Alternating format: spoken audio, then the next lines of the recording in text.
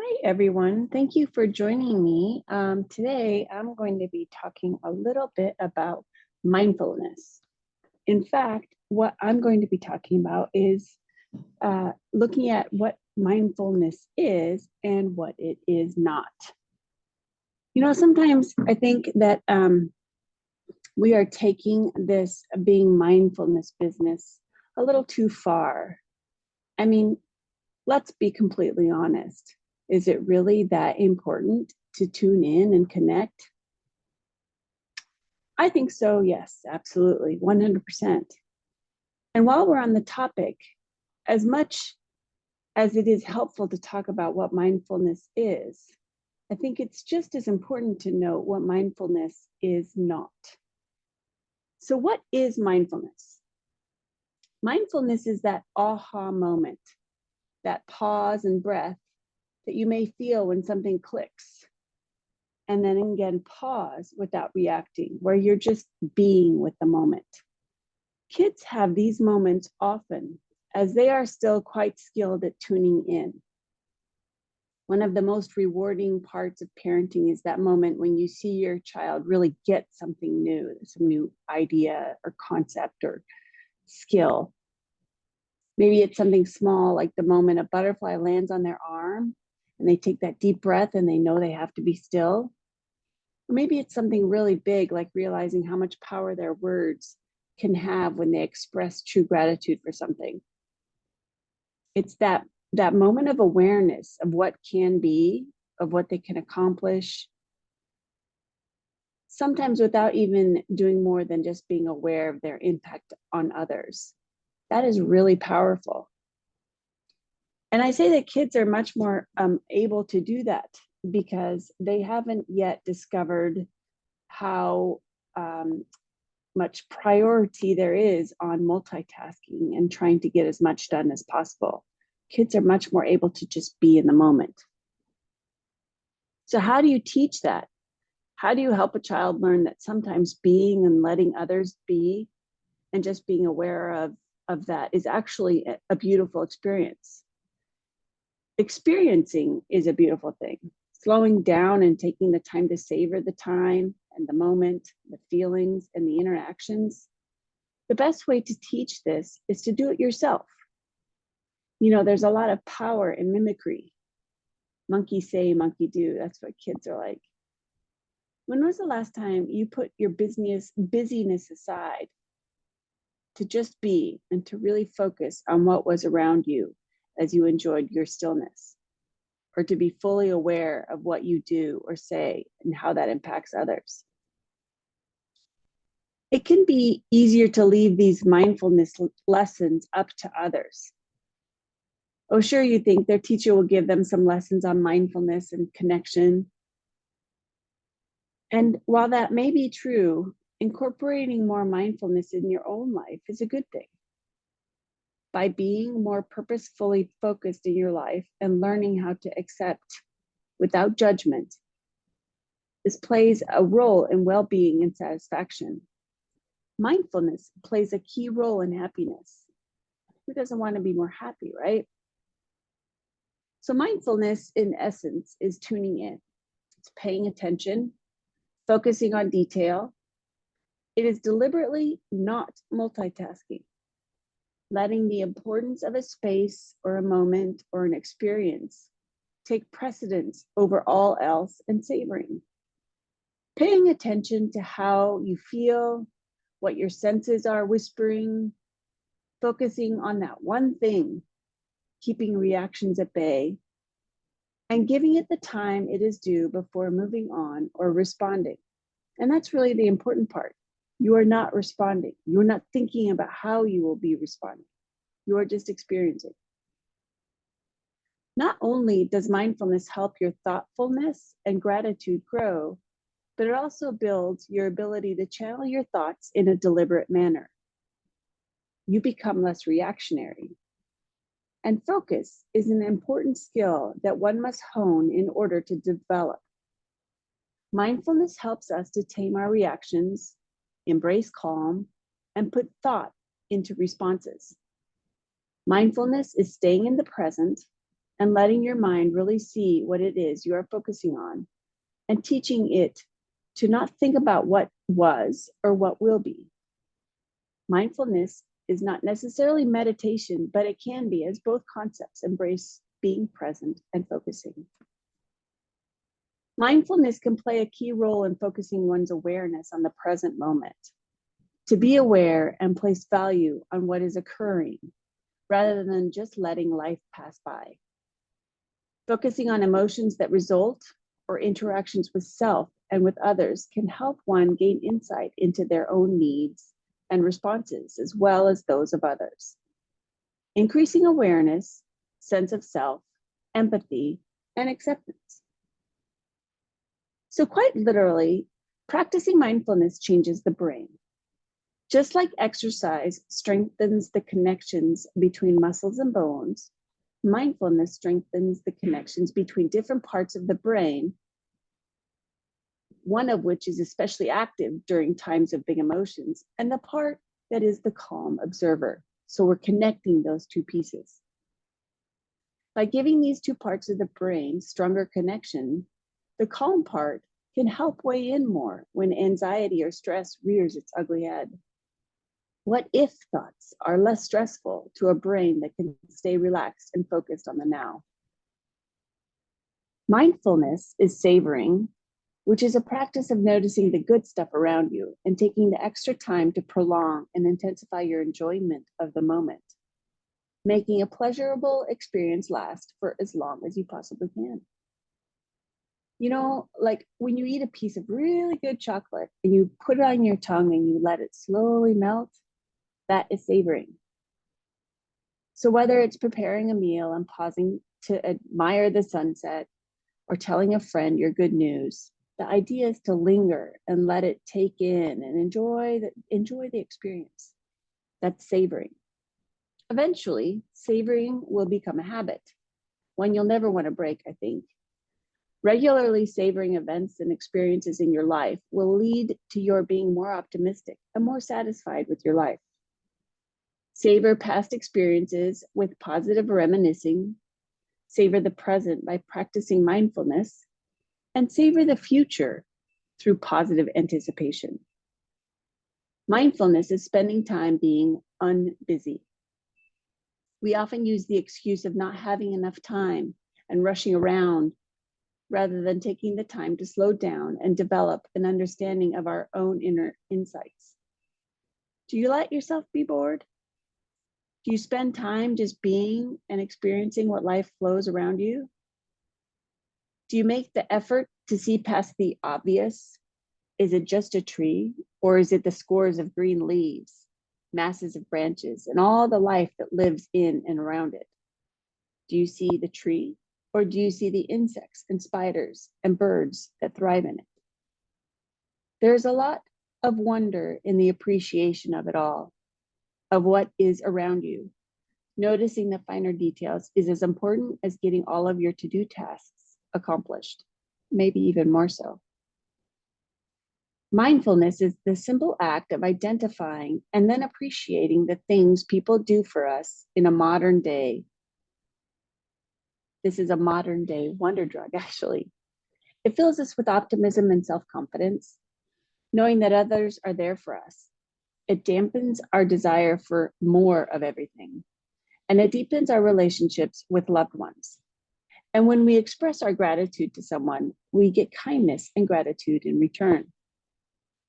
Positive brings more positive.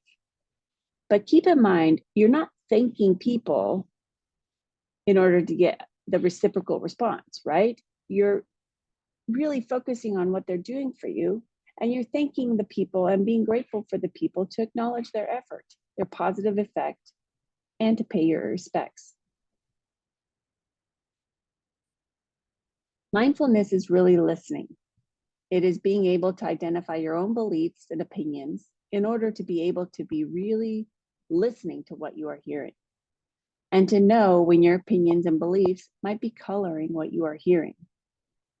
Actively engaging in the listening process, in the person you are engaging with, and acknowledging their point of view and ideas is important.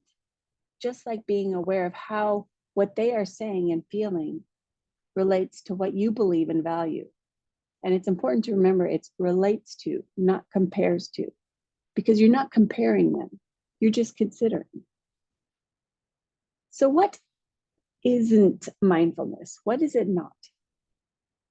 Mindfulness is not self-involvement or self-indulgence. Unfortunately, the idea of being mindful and tuning in and being present has become translated to me first. I mean, in a way, yes, but only in the sense of not me last, if that makes sense. Self-care does not mean that you're doing things for yourself at the expense of others. Being mindful doesn't mean that you're thinking about your own thoughts at the expense of others. Rather, mindfulness is gifting yourself that moment to pause and to savor and focus before reacting or responding. Mindfulness is not obliviousness. By tuning into the experience, tuning into the feelings, to the emotions, you are not tuning out from other things. When making the effort to understand and acknowledge your response to something, you are not using this as a reason to no longer listen. Mindfulness is also not always about being happy.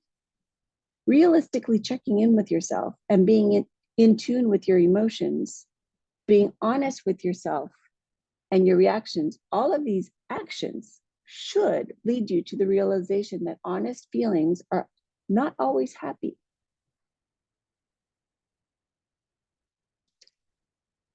Mindfulness is not easy. Sure, the more you practice it, the more automatic it will be. At first, though, it might feel a little bit like a strain. And because it's very hard, mindfulness is no excuses, honesty, and self-understanding. Sometimes it's not easy information to process, or maybe it's too much information to process. And then again, sometimes mindfulness is like a gift because you get to see and experience beauty that you might otherwise have just blown right by. With its promise of assisting everyone with anything and everything, the mistake of the mindfulness movement is to present its impersonal mode of awareness as a superior or universally useful one. Its root is in a Buddhist doctrine, so a little background, and it means that it can sideline certain kinds of deep and deliberately reflective reflection that's required for unpacking our thoughts and emotions. And that's reflective of ourselves. So all of these are responses to the environment and what we should be doing about it.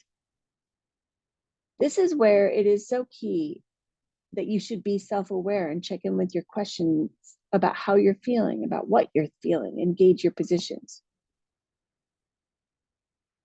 Practicing mindfulness is not the same as gratitude either. They kind of go hand in hand, but they are not at all the same. For me, gratitude means being able to take a minute to really reflect on the act that someone else has done that has a positive impact for you. These gifts come to you perhaps at a sacrifice on the part of another, but specifically with an intentionality from the giver. Gratitude is something that you feel in your everyday life for something that is beyond what you might have expected. Gratitude goes hand in hand with happiness and satisfaction and increases your capacity for optimism. While gratitude helps you to focus on your blessings, mindfulness helps you to reflect on other instances as well. They may be challenging, they may be difficult, or they may be positive. And mindfulness helps you to handle each of those instances with grace and acceptance. Mindfulness is also not the same thing as meditation. Both are deliberate endeavors to focus your mind, and it is important to realize the differences. Mindfulness is a quality you practice, while meditation is the practice in itself. You may use mindfulness during your meditation as a tool, and this will help train your attention and awareness.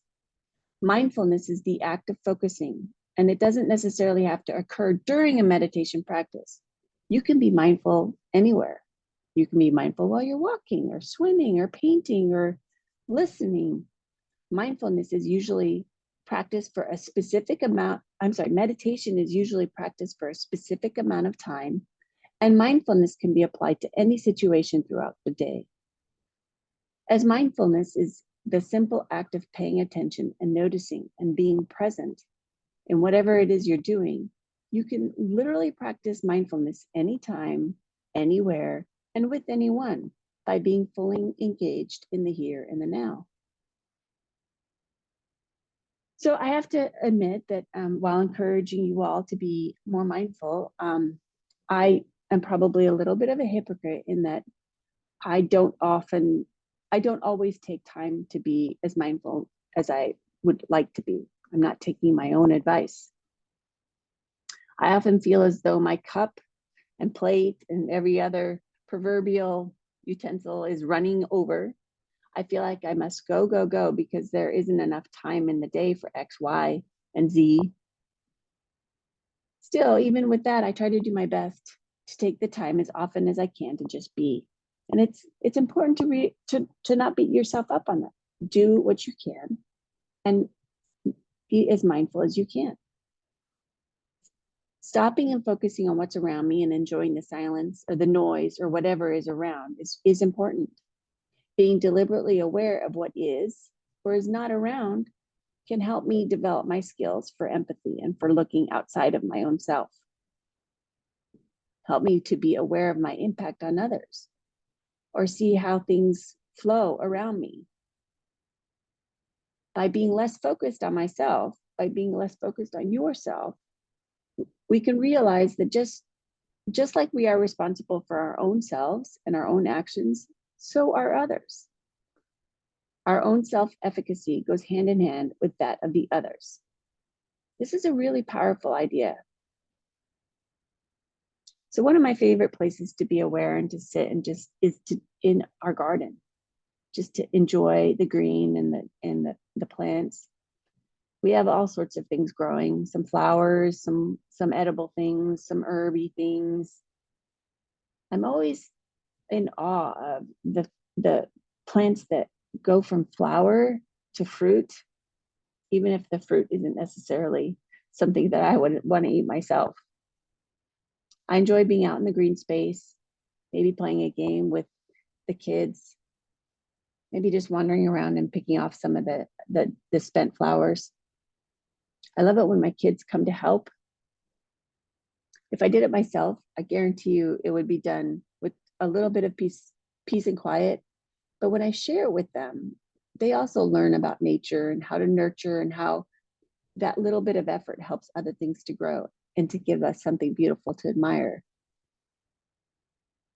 They water the plants and inevitably find something else to play with or poke at or some different bug. They understand what I'm talking about when I talk about the wonder of the garden. Showing them to be more mindful of what they eat and how their efforts contribute to that helps them to think about what else they are putting into their bodies. We've had many conversations about ingredient lists and processing foods and what goes in before it sits on the shelf.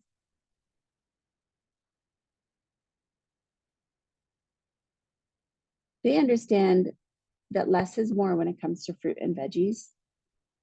And they often surprise me with their intuitive food selections. And I think a lot of that comes from the fact that we are in it from compost to consumption. You are without a doubt a busy person. And I know it may sound like another task that I'm suggesting you stop and take a pause to tune in. And yes, at first it may feel a little forced, but just try it. Under this podcast, I'll include a few links, a few articles that may give you some more suggestions on how to start a mindfulness practice or some ideas about why it's important. I know you can do this, and I know you will appreciate the clarity and positivity that you will gain from it. Thank you for joining, and I'll see you next time.